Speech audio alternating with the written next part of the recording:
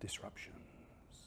Because that's all very fine, isn't it? That's wonderful and dandy, writing all these lists, having all these plans, but that's not the real world, is it? Because the phone rings, an email comes in, and all this stuff happens, which really we don't have much control of. Well, in actual fact, you do, and you do it through a number of different ways. The first is to think about isolating distractions. Distractions are those sorts of things. Calls. How do you do that? You isolate them by using your answer phone. Maybe it's only for an hour a day. Maybe it's for an hour in the morning or an hour in the afternoon. However you want to work it, you have the possibility of not taking calls. You just need an appropriate answer phone message that tells people that you're busy and you'll be answering calls in an hour's time. That's all there is to it. But you have now gained dedicated time, uninterruptible time you can apply to a batch job and be highly productive. Taking charge of email I will deal with separately because email is a serious problem. If you've got staff, have a do not disturb time. A time where they can't come to you and ask for problems or questions because you're devoting your time, you're focusing on things you need to do to run the business. Yeah? You need to exercise a bit of self-discipline. Now this is not about wake up guys, slap around the head, get on and manage your time. If you've done your exercise with the diary properly, you'll know the things where you're weak. You'll know what your interruptions are. You'll know what the things you'd rather not admit to are and how much time you spend surfing the web and so on. That's what that's about. So isolate those distractions. Keep them away from you. But of course, interruptions come in. The phone rings. There's a problem. There's an issue. There's a question. I need a quote. My server's down now. Those sorts of things come in. Don't just jump. Think carefully. Is this something I can do today, but at any point in the time today? Is this something that is actually not a task for today, but a task for tomorrow? I mean, by tomorrow, I don't mean literally tomorrow. I mean at another point in time. Or is it something else? And the something else, of course, is the real emergencies. So again, the issue here again is about this self-discipline. It's how many times are you actually making things emergencies when they aren't really emergencies and they could be planned into your diary better. But certainly, answer phone and taking charge of email are two major issues. The email one is probably the worst problem I think anybody has. Just some figures there. Massive drain on productivity. Huge numbers of emails flying around, people not actually using them very effectively. That's another topic for discussion. The average person checks their emails 36 times an hour. I couldn't believe that. 16-minute refocus time. Yeah, and if you've had a serious bit of inbound email, it can take you 16 minutes to get over it and refocus yourself on what you were doing before. Now, even if that's a factor, even if that should be more like 10 minutes or 7 minutes, it's still a large amount of time. And hooking up to email causes real issues, especially if you're doing it 36 times an hour. So, what do you do about it? Right, your time is your own. Configure your email client so it opens to calendar. So when you get into work and start it up for the first time in the day, what are you presented with? What you are going to do. Yeah? Not what others would like you to do. Yeah? Major one. You can do that easily in Outlook. Very simple. Turn all your email alerts off. The constant little window that comes up in the corner when you're working on something. Boom. Oh. Drags your mind away. It interrupts your attention, saps your concentration. You don't need them. You don't need them. Try and work to only check in your email twice a day. Set up the autoresponder, the out of office. Turn it on all the time and just say, I will respond to your email in the next 2 to 4 hours. It's quite often what we see when we send out emails to customers. Or 1 to 2 hours. Whatever time span you want to put on that autoresponder email, you can. You can include in that message, if your inquiry is urgent, ring this number. You've defended yourself. You've isolated the distraction. You've given people the option of making a choice that, well, no, my problem is real. It's an emergency, I need to talk to you now, and you've given them a means of getting hold of you. And if you behave like that and attempt to check your emails twice daily, now twice daily, of course, can be 3 hours in the morning and 3 hours in the afternoon. It's entirely up to you. I would suggest that that's probably not quite how you want to do it, but I'm not suggesting at the same time either that you completely abandon email. It's going to have to be what you're comfortable with doing.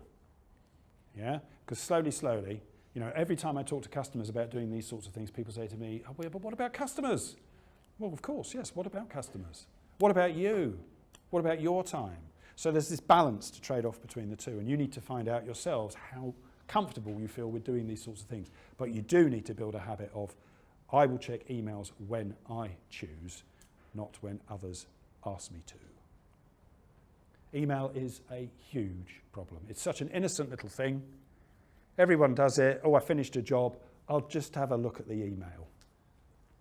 Yeah? Done that repair. What should I do now? I haven't looked at email for 30 seconds. I'll have another look now. Yeah? And people like to feel important. There's all kinds of reasons behind this. But it is a real absolute monster. Can't do that? You can. You can. It's so easy to do. I've just told you how. All you've got to do is do it. Try it out. See if it works for you. Right. You may not have come across this one before, but it is very real and very genuine. It's all to do with those other things. We've been talking a lot about productivity so far. This is more about managing your sense of time and your sense of control of your time. Single task. Yeah, multitasking is completely blown out of the water. If anyone thinks that it actually works, I'm afraid you are mistaken. You're mistaken for two reasons. It's proven that it extends the times of jobs significantly. Up to 40% is a figure I've seen.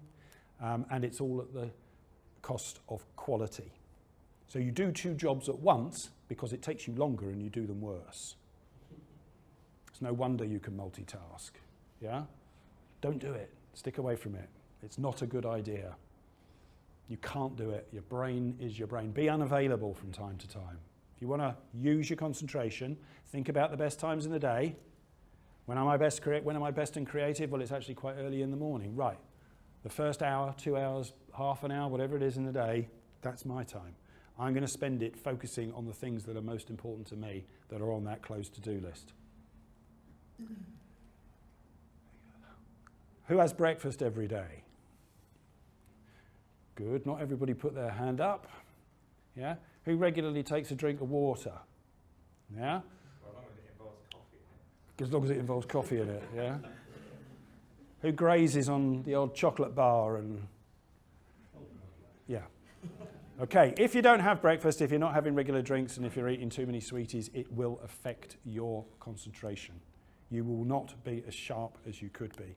You will not be at the top of your game. Time management is all about the fact that you care about being the best you possibly can be. Yeah? One of the things we'll talk about is a simple behaviour a bit later on, but it's about being entirely impatient that you're not better at using your time. Yeah? It is not good enough. If you've got to get to the stage in your head, one of your goals needs to be that I know I am productive as I can be. And unless you are prepared to take that on as a goal for you to manage yourself to and hold yourself accountable to, then don't bother. Don't bother. Play to your energy levels. Yeah? Use your peak times for your most creative activities and your lows for things like emails. Another reason why when you first get into work you shouldn't be looking at email. Yeah? Because a lot of people are sharp and ready first thing in the morning. And when they're actually using that sharpness for doing a task that is a pretty low-grade task. And when you take a break, do a do-nothing break, a literally do-nothing break. Get out, get some air, go for a walk. Don't check email. That is not taking a break. Yeah, it's actually going backwards. It's opening up an open to-do list, making you feel unsatisfied and disappointed with the fact that you haven't done the email you've just seen. Leave it to the time when you are prepared for that to happen and act accordingly. So this is actually really quite important, but this is all about getting to grips with that sense of I'm managing my time, I am in control, and I'm responsible for the passing of my time. This is the same business, but this is his plan for his staff. Yeah, this is about helping them manage their concentration and helping them manage what they're doing at any one time. And again, it's a similar thing. It's a fallback map, what you should be doing at any point in time during any one day. That's what it's about. So, these will be made available. You can think about using them for your own businesses, should you wish to. Oh, couldn't possibly do that. Yes, you can. Everything you do, you choose to do. It's your time, nobody else's. All you have to do is put the right priority on it. Oh, take pauses to think why. Before anything you do, a call, a repair, visiting a customer, whatever it is, think about why you're doing it. And by why, it's all about what are you going to achieve? What outcome are you going to achieve?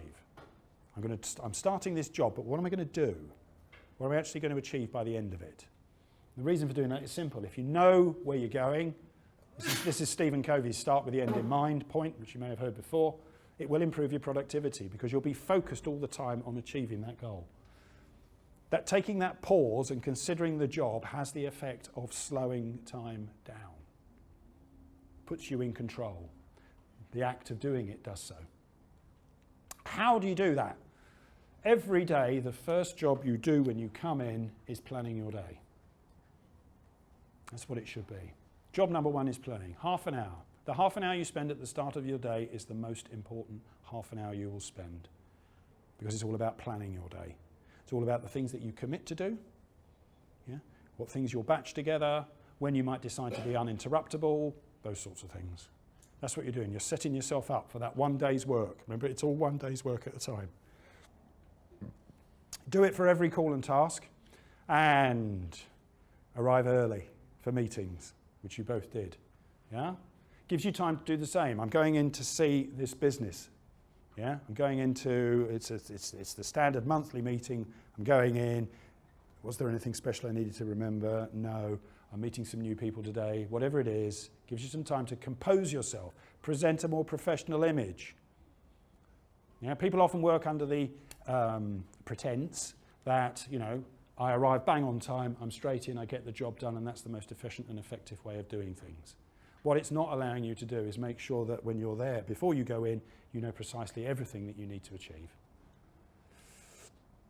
So, no, I can't do that. You can. It's just you don't put a priority on it. Everything you do, you choose to do. Anyone heard of Kaizen? Yep. What's Kaizen? Which is it's continuous improvement process. Toyota, Japan. And it's all about the principle of marginal gains, which I spoke about 2 years ago in this very room. The principle of marginal gains is that you look at everything you do and try and improve it by a minuscule amount. The issue is that actually isn't additive, it's multiplicative. For very small incremental gains in many, many different areas, you get huge performance changes. The Japanese have been applying it very well for many years, and it works. Dave Brailsford used the same technique in British cycling, and it was the direct consequence that we won the races that we have. The 100th Tour de France and those sorts of things, which is the example I used at the time. But why is it relevant here? This one. Set procedures are another little evil beast, that can catch you unaware. Well, we do it this way. We've done it this way for years. We know it's the best way. Is it? If all your guys are doing a particular repair in a particular way, there could be little inefficiencies in there that you could work on and improve on. And every little bit counts. This is the principle of marginal gains. Even just 1%. Plenty of time, thank you. Even just 1% will make a difference because it all multiplies up. Think about the scope first, so the range of tasks that you're doing, which is the effectiveness of the job, and then once you've got the scope of what you're doing sorted, work on ways of working, your time efficiency use of, and resource efficiency of using it. And this is the point here. What makes Kaizen work is the fact that these organisations are not satisfied with their level of performance. Because why else would you scratch around trying to look for a little bit here and a little bit there? We don't need to do that. The common perception about major changes in performance in business is the fact that something big happened. That some radical new way of doing things was found. Quite honestly, it often isn't. And Japanese car makers, Toyota would be one particular example. The British cycling team would be another. When you focus on the tiny stuff, remarkable things can result from it. But you have to be prepared to constantly search for improvement. And that goes back to that statement I made earlier about your perception of managing yourself and the task that you are taking on by getting hold of time management. You've got to hold yourself accountable to the fact that you're going to improve and be impatient when you don't. Why am I not getting better? What is it that I'm not doing?